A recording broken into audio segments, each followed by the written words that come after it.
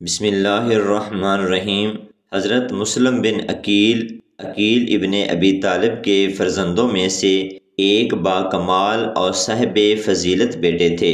حضرت عقیل حضرت علی کے بھائی اور حضرت ابو طالب کے دوسرے فرزند تھے۔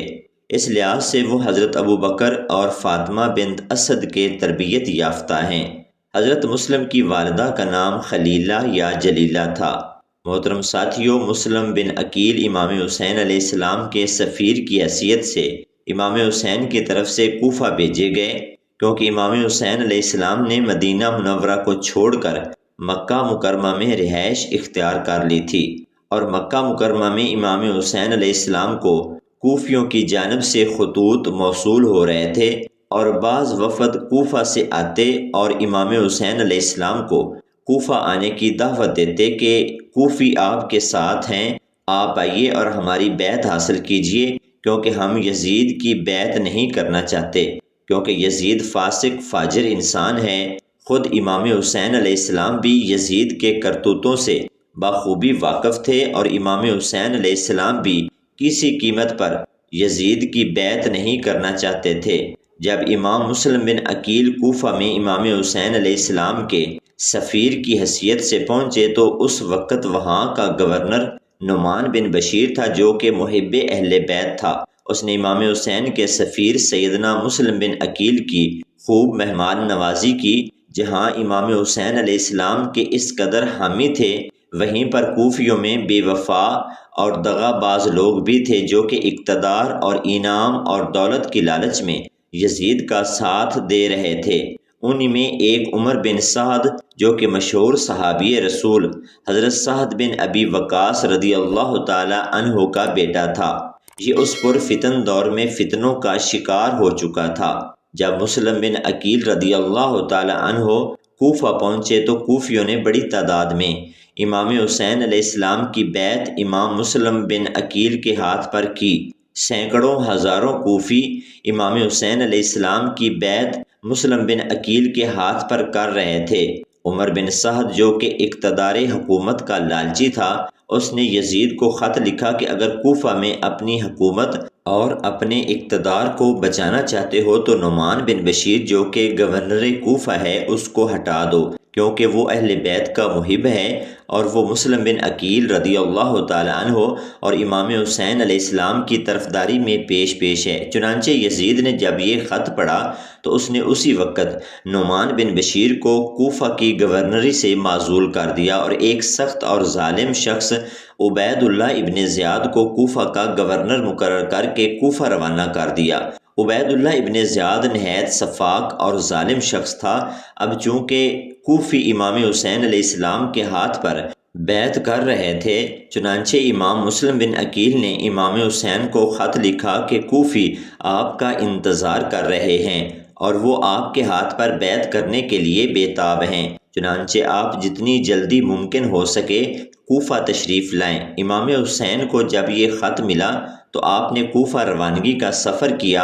ابن زیاد کو چونکہ معلوم تھا کہ امام حسین کوفے کی جانب ارادہ سفر باندھ چکے ہیں، چنانچہ اس نے امام حسین علیہ السلام سے پہلے ان کا بھیس دھار لیا، اور ان کے جیسے ہی حلیے کے ساتھ کوفہ میں داخل ہوا۔ کوفیوں نے سمجھا کہ امام حسین تشریف لے آئے ہیں، چنانچہ وہ استقبال کے لیے آگے بڑھے، لیکن ابن زیاد نے اپنے چہرے کے اوپر پڑے نقاب کو ہٹا دیا تو سب لوگ حیران رہ گئے کہ یہ تو ابن زیاد تھا۔ ابن زیاد اپنی آنکھوں سے امام حسین کی ہمدردیاں اور ان کے حامیوں کو دیکھ چکا تھا، چنانچہ اس نے وہیں پر ایک سخت تقریر اور اہل کوفہ کو سنگین نتائج کی دھمکیاں دی، جس کی وجہ سے کوفی امام حسین علیہ السلام کا ساتھ چھوڑ گئے، اور کل تک جو لاکھوں کی تعداد میں کوفی امام حسین کے ہاتھ پر بیعت کر رہے تھے، آج ان میں سے کوئی ایک بھی نہ بچا۔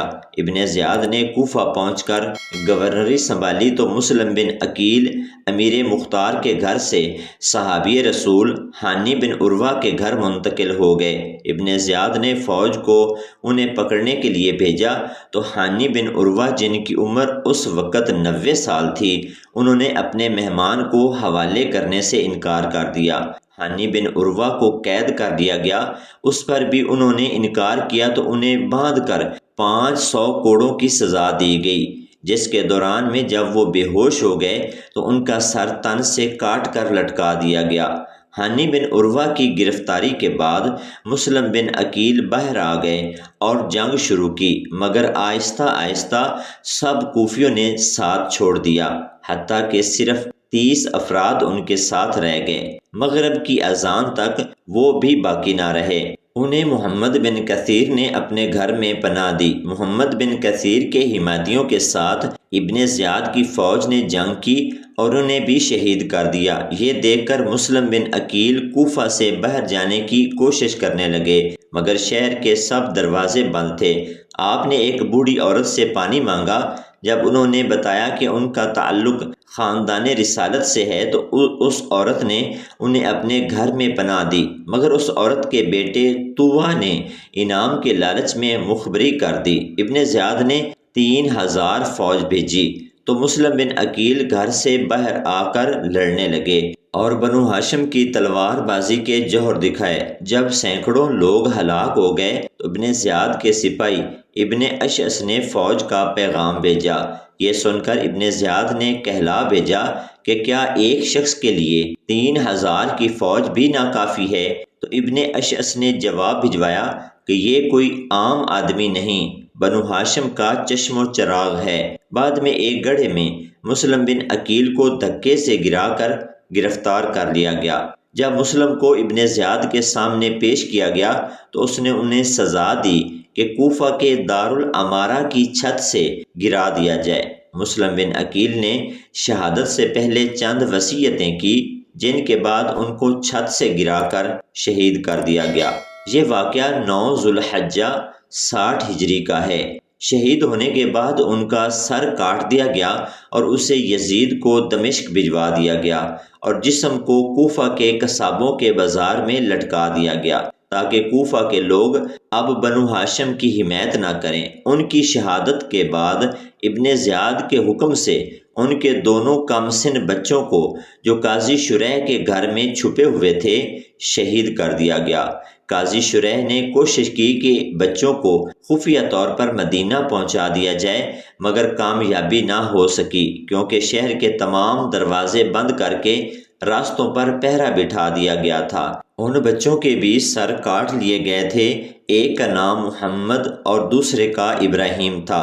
کربلا کا واقعہ رونما ہونے کے بعد مختار ثقفی نے دعویٰ کیا کہ وہ قاتلین حسین اور مجرمین کربلا کو عبرت ناک سزائیں دے گا۔ اس ضمن میں اس نے عمر بن سعد، ابن زیاد، خولی بن یزید، شمر اور ہر اس شخص کو گرفتار کیا اور سزا دی جو کہ کربلا کے واقعے میں ملوث تھا۔ امام مسلم بن عقیل رضی اللہ تعالی عنہ کی مخبری کرنے والا طوع جب گرفتار کر کے مختار کے پاس لایا گیا تو مختار نے اسے کہا کہ تو ذلیل اور رسوا ہو، بربادی تیرا مقدر ہو۔ تو نے پہلے برادر امام حسین مسلم بن عقیل کے ہاتھ پر بیعت کی اور پھر جب ابن زیاد نے دمکایا تو نے مسلم بن عقیل کی ہی مخبری کر کے انہیں ناحق شہید کروا دیا۔ بتا تجھے کیا سزا دی جائے؟ طوع مختار ثقفی کے سامنے ہاتھ جوڑ کر گڑ گڑانے لگا اور کہنے لگا کہ مختار مجھے معاف کر دو، میری آنکھوں پر دولت کے انعام کی پٹی بندھ گئی تھی، میں لالچ میں آ گیا تھا۔ مختار نے کہا میں اگر تجھے معاف کر دوں گا تو پھر میرا خدا میرا رب مجھے معاف نہیں کرے گا۔ یہ کہہ کر مختار ثقفی نے حکم دیا کہ اس کو دارالامارہ کی چھت پر لے جا کر ہاتھ پاؤں باندھ کر اس کو نیچے گرا دیا جائے۔ مختار کے حکم کی تعمیل کی گئی اور اس کے ہاتھ پاؤں باندھ کر اسے دارالامارہ کی چھت سے نیچے گرایا گیا، لیکن وہ بدبخت بچ گیا۔ مختار نے پھر حکم دیا کہ اس کو دوبارہ چھت سے گرایا جائے۔ جب اس کو دوبارہ گرایا گیا تو یہ واصل جہنم ہو گیا۔ اللہ تعالیٰ سے دعا ہے کہ اللہ تعالیٰ ہمیں اہل بیت اور صحابہ کرام کی پکی سچی محبت عطا فرمائے اور حضور صلی اللہ علیہ وآلہ وسلم کے اسوہ حسنہ پر عمل پیرا ہونے کی توفیق عطا فرمائے۔